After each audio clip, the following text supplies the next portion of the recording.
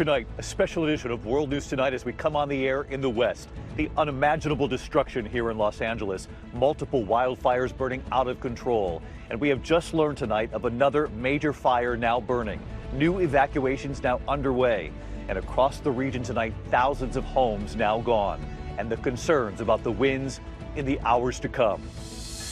Tonight, the devastating images of the widespread destruction across Los Angeles. Mile after mile of scorched earth. The Palisades fire, the most destructive fire in L.A. history. More than 9,000 homes and structures now burned to the ground. In this fire alone, Santa Ana winds up to 70 miles per hour, fueling at least 5 major fires. Tonight, as several fires burn elsewhere, we're with the families as some return to where their homes once stood. They had not been back yet. Their homes gone.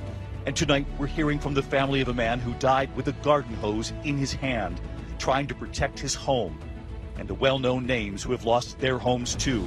Tonight, actor Billy Crystal and his wife losing the home where they raised their children and grandchildren. What they're saying tonight. Our team back across the fire zone tonight, and the new concern as we head into the evening. Ginger Z on the Santa Ana winds and what's coming next. The other news this Thursday night, the major winter storm moving from Texas to the East Coast. Tonight, 20 states on alert for snow and ice. Several states expected to get more snow than they're used to. Tonight, America paying its final respects to former President Jimmy Carter. The remarkable scene inside the National Cathedral, and you'll see it. The 5 living presidents on hand to honor Jimmy Carter. And President Carter's grandson and the laughter in that cathedral when he shared a story about his grandfather in that small home in Plains, Georgia. The struggle at first with his cell phone and the bond between his grandparents, Jimmy and Rosalind. There is breaking news as we come on the air in the West tonight. The Supreme Court has denied Donald Trump's request to halt his sentencing for tomorrow. So what happens now? And nearly a year after Princess Catherine revealed her battle with cancer, Prince William tonight sharing a new image on her 43rd birthday. A special edition of World News Tonight begins now. From ABC News, this is ABC World News Tonight with David Muir. Reporting tonight from Los Angeles. And good evening tonight from Pacific Palisades here in Southern California. And tonight, the new reality here, the staggering damage, the worst wildfires Los Angeles has ever seen. We have just learned tonight more than 9,000 homes and structures have now burned to the ground. And tonight, news of another fire now breaking out. The Kenneth Fire. Mandatory evacuations have been ordered in the West Hills area. Tonight, 2 of the other fires still growing, still 0% contained. Firefighters racing to put them out before powerful Santa Ana winds pick up again later this evening. 180,000 people already forced from their homes, 200,000 more ready to go. Here in Pacific Palisades tonight, we were with families as they returned for the first time today. They had not been back. I was with one father, their home gone. His 2 boys and wife are okay, but they've lost everything, as you can see right here behind me tonight. This evening, our station here in Los Angeles, KABC, and their helicopter above us here in Pacific Palisades, flying over late today, actually widening out to show on camera what it looks like here, a war zone, mile after mile of scorched earth. Across Los Angeles, more than 45 square miles have now burned. That's the size of 800 football fields, or about the size of the city of San Francisco. At least 7 lives now lost. We've just learned tonight 2 of those lives lost here in Pacific Palisades. That number expected to rise across the region. The damages up to $57 billion. Overnight here, a new fire in Hollywood, the Sunset Fire erupting in the hills just north of Hollywood Boulevard, quadrupling in just minutes. Gridlock on narrow streets of Hollywood as people race to get away. Firefighters knocking the fire down. And today, the Eaton Fire still destroying homes in Pasadena and reaching the foot of Mount Wilson and its critical communication infrastructure right at the top. New images tonight of the chaotic evacuation in the early hours of the Palisades fire. People stuck in traffic, abandoning cars. A man helping his elderly father-in-law break through the smoke there. And driving on the Pacific Coast Highway through Malibu as the fire burned every structure along the way. Here in Pacific Palisades, as I mentioned, we were with families late today as they returned to their homes. They had not been back yet. They did not know what they would find. We have also learned tonight of some well-known names who've lost their homes too. Billy Crystal and his wife among them. What they're now saying tonight. So many families here have lost everything, but they remain grateful. They still have their loved ones. The sun low in the sky over Los Angeles, reflecting a new reality for this city. Shining through the heavy smoke as some of the most destructive wildfires in the history of Los Angeles rage on tonight. The devastation for miles. At one point, 6 major fires burning at once, firefighters racing to contain them. The first and largest fire, the Palisades fire, and the horror it has now left behind. You could hear the crackling of the flames, the gusting winds, the fire devouring homes, garages, businesses, collapsing to the ground. Tonight, a first look here, a staggering scope of devastation. Home after home, street after street, burned to the ground. There is nothing left in so many of these neighborhoods. Across the Los Angeles area, at least 5 lives lost, nearly 180,000 under evacuation orders, more than 200,000 still without power tonight, and more than 45 square miles burned. Today, we saw firsthand what is left, and the sounds of the fire alarms ringing out. Everywhere you go, you can hear sort of the alarms still going off long after the fires here. And it's not just the neighborhoods where you see home after home. This used to be the grocery store right here, completely hollowed out. And then over my shoulder here, if you look right up, you can see nothing left but the tattered American flag there, covered in soot and torn, but still hanging. In this neighborhood, we are told about the first home that caught fire and how it then spread, one neighbor alerting the others. This was the house here on the corner that began to burn, and then they alerted everyone down the street to get out of their homes because they knew it was just a matter of time before the flames jumped from house to house, which is exactly what it did, not only on this block, but on every block. You can see the one off in the distance.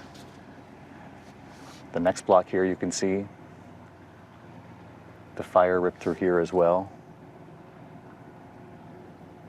As far as the eye can see, really not a home left standing. The damage here is difficult to put into words. The cars here in the streets incinerated what's left of sort of the burned out, charred metal frame here, just sitting on the street here. And if you look across the street, there's still some embers burning here. But you can see right in this yard here, the washer and dryer sitting. That's just about all you can make out. And we met families returning to their homes for the first time. This husband and father of 2, Alessandro Vigilante, had not been home yet. Have you seen your house yet? No. The father had raced to school to pick up his boys under evacuation orders, his wife staying behind to grab their most important documents. I'm sorry. He sees for the first time what is left. That's the entrance, and this was the living room. That's our TV. He tells me this used to be one of the boys' rooms. My wife was here, and she just collected what she could, and then left. What was she able to save? The documents, mainly the documents, and then she took a couple of stupid things like my son's perfume, because he has a Louis Vuitton eau de toilette. His cologne? His cologne. Yeah, okay. Just something emotionally related, but nothing. Nothing. But nothing else. No. Taking what they could and grateful to have their lives. Aidan Khan returning to his home in the Pacific Palisades, making his way up Sunset Boulevard. This is my bedroom right here. His apartment completely destroyed. Here's our patio. Here's the front entrance. The elevator's still there. But with the winds, there is still so much uncertainty. Overnight, another major fire breaking out, this time in the Hollywood Hills, the Sunset Fire. This thing is blowing up before our eyes. It is a very sizable fire that is spreading rapidly. The gridlock, the panic to get out. Helicopters dropping water from above. They were unable to do this the night before. This time, able to fight it from above. On the ground, crews battling it too.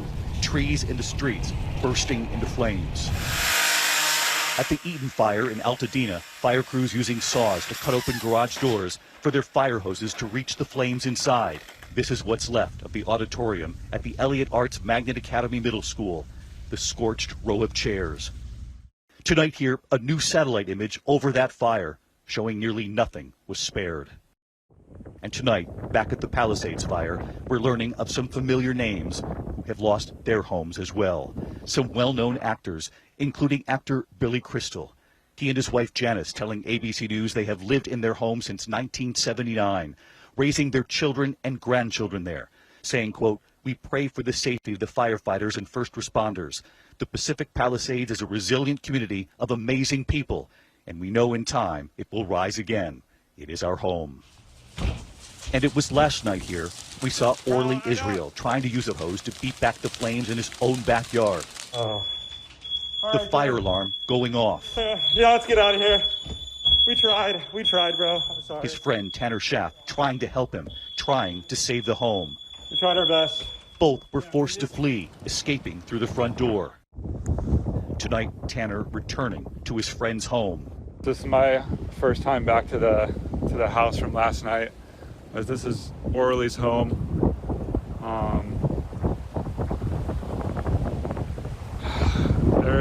There is literally nothing left. While back at that home in Pacific Palisades that once stood, that father, Alessandro, telling me he is grateful that he has his family. They lost everything, but they have each other. And he also believes tonight that every one of his immediate neighbors were saved too. I mean, I think it's impossible for people around the country to look at this and understand the scope of this devastation. Everything is gone. Yeah. But you've got your boys and you've got your wife. Yeah, exactly. Yeah. Exactly. And we figured out the rest. I'm glad you're here. Thanks. And that you're okay. Thank you so much. Thank you. Thanks. That father, like so many people we have spoken with here, incredibly resilient. They've lost everything, but their strength here is really quite something. It's hard to truly grasp the staggering damage behind me here. KABC helicopter pilot Scott Reif flying above and describing to me what he saw. David, the devastation is just overwhelming. It was just moments ago that the smoke cleared and we could see into this area, Pacific Palisades, and it really does look like a war zone. Every single one of those homes that you see there is lost, completely burned down to the foundation. You will see the winds come out of the north to the south, and they blew the fire down towards the shoreline, and we lost all those homes along that stretch. It's heart-wrenching to look at this. I've flown other fires over the last 40 years, and we've never seen anything like this in Southern California. We've lost thousands of homes here in the Pacific Palisades. We've lost maybe 1,000 homes as well in the other fire burning out in the Pasadena area. So we're going to have a tough week in front of us, David, as we continue to battle the winds and these two major fires that are burning. David? All right, KABC's Scott Reif overhead tonight. Scott, thank you. This evening, 180,000 people are under mandatory evacuation orders. Matt Gutman tonight with one family. And what they found in the ashes when they returned, this was extraordinary. And the serious questions tonight about the water and about early decisions by authorities here. Tonight, with spot fires still sparking blazes, the Palisades fire is still uncontained. Some families making their way home. We spotted two figures in the rubble of this apartment building. Is this your safe? It is. Wanted to get to it before the looters got to it. Gail McGowan had lived there for 22 years. After her husband died, she was hoping one particular ring had survived the heat. I mean, I gotta save something. Look at everything else. This is my home right here. On her way out, she'd grabbed her phone, nursing scrubs, and little else. So documents, passport, things like that? Nothing. Are somewhere here. Yeah, everything. Minutes later, the fire still flickering, Mario heaving the safe off the building. He left to get a shopping cart and came back with cops on patrol. You have your ID with you, ma'am? You bet. The officers concerned about looters making sure Gail's ID matches the address of where they are. Then they cracked the safe. Oh, yeah, way to go. These your rings? Yeah, my wedding ring. Today, authorities announcing the arrest of 20 looters, and we asked the LAPD about it. Oh, it's huge. It's huge. You have million-dollar homes all intact, rows and rows of them. And there's really no way to police this area effectively right now. At a news conference today, officials pressed on that and a number of other issues. L.A. Mayor Karen Bass facing criticism for the city's response to the disaster. When lives have been saved and homes have been saved, we will absolutely do an evaluation to look at what worked, what didn't work, and to correct or to hold accountable any body, department, individual, etc. But my focus right now is on the lives and on the homes. David, you've been out here on the ground for 2 days now, and you know, with all of these homes, the walls disintegrating, the safes laid bare in many cases, and the concern about looting is so intense at this point that the National Guard has been called out to help protect areas under mandatory evacuation orders, those areas also under mandatory curfew after dark. David. All right, Matt Gutman with us here tonight. Matt, thank you. Tonight in Altadena, the story of a man who was found dead, still holding the hose, trying to save his home, what his family is now saying. And they have just revealed there are up to 5,000 structures, homes, lost there too.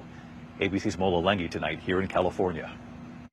New video tonight of the dramatic escape from the Eaton fire in Altadena, California. Altadena gone. This driver surrounded by flames. Drone video revealing the scope of the devastation. Authorities bringing in cadaver dogs, saying they don't know the exact death toll. At one point, we'll be able to do a more thorough search of these impacted areas. Some of them look like a bomb was dropped in them. The family of 66-year-old Victor Shaw says he died in a heroic attempt to defend his home in Altadena. I opened the front door and I just yelled in, "Victor, we got to get out. This is it. We have to get out. The fire's here." And I didn't hear him say anything. I heard him say nothing. So I ran to the car and I just got out. I just got out and I went down the street and there was a police car and I flagged him and I said, "My brother's in the house. I need help." And he told me to get out. He said, "Go." Later, finding his body out front, a garden hose still in his hand. I can't imagine what he might have been thinking, how he might have been so frightened, and I couldn't be here. I couldn't be here to save him. I couldn't be here. That's what hurts the most. Shaw lived in the family home for more than 5 decades and had health issues that impacted his mobility. Well, David, authorities say tonight they are expecting that death toll to ultimately increase. David?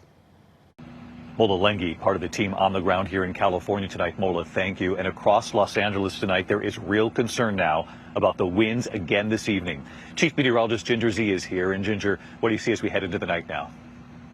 David, I see that those winds are going to pick up, especially into early tomorrow morning. You can see that smoke, those smoldering areas. The firefighters have been trying to get those out. We've watched them in rounds, and they've got to before those winds kick up 30 to even 60 miles per hour, thanks to that high pressure system going to send those Santa Ana winds offshore again. So red flag warnings until 6 p.m. tonight in those affected areas, high wind warnings all the way down to the Mexican border. And David, I've got to show you that low pressure system that slid across the south and brought more than 8 inches to Amarillo. Most know they've had in more than a decade. Now Little Rock, Nashville, Dallas, of course, was impacted over into the Mid-Atlantic and Northeast this weekend, David. So we're watching these winds into the night here in Southern California. And of course, this winter storm now moving right across the country. Ginger Z with us here again tonight. Ginger, thank you. When we come back tonight, there is breaking news at this hour involving President-elect Donald Trump. The Supreme Court with their late decision tonight when it comes to his sentencing tomorrow and what this now means in a moment. And 5 living presidents honoring former President Jimmy Carter today. The remarkable image in a moment here. We are following that breaking headline from the Supreme Court tonight denying President-elect Donald Trump's request to delay tomorrow's sentencing in the New York hush money case. Chief Justice John Roberts and Justice Amy Coney Barrett joining the 3 liberal justices rejecting Trump's claim of presidential immunity 10 days before the inauguration. Trump is expected to appear remotely tomorrow, the judge already signaling he will not impose jail time, fines, or probation, but the felony conviction will stand. Tonight, the nation's 5 living presidents are together to honor the 39th president of the United States, Jimmy Carter. Former President George W. Bush playfully greeting former President Barack Obama, who sat deep in conversation and at times chuckling with President-elect Trump. Trump briefly shaking hands with his first Vice President, Mike Pence. President Clinton and Secretary Clinton were right there as well. There was laughter in the National Cathedral as Jimmy Carter's grandson Jason recalled how his grandfather struggled to learn how to use his cell phone at first. He said, "What are you doing?" I said, "I'm not doing anything. You called me." He said, "I didn't call you. I'm taking a picture." Jason Carter saying his grandfather was ready to reunite with Rosalind, his beloved wife of 77 years, their final resting place in Plains, Georgia. When we come back here in the broadcast tonight, Prince William and the new and moving image of Kate tonight, and right here at home, how you can help in California. Tonight, Princess Catherine celebrating her 43rd birthday after her battle with cancer. Prince William sharing a photo of his wife and his birthday message. "To the most incredible wife and mother," he wrote, "the strength you've shown over the last year has been remarkable." When we come back here tonight, so many of you have been asking how you can help. Before we go here tonight, I know so many of you at home have been asking how you can help. The Red Cross and Salvation Army are hard at work right here on the ground. You can go to redcross.org or to salvationarmyusa.org. I'm grateful to all of the families who have bravely shared with us their stories, and I'll be right back here from California tomorrow night. Good night. Thank you for making World News Tonight with David Muir, America's most watched newscast.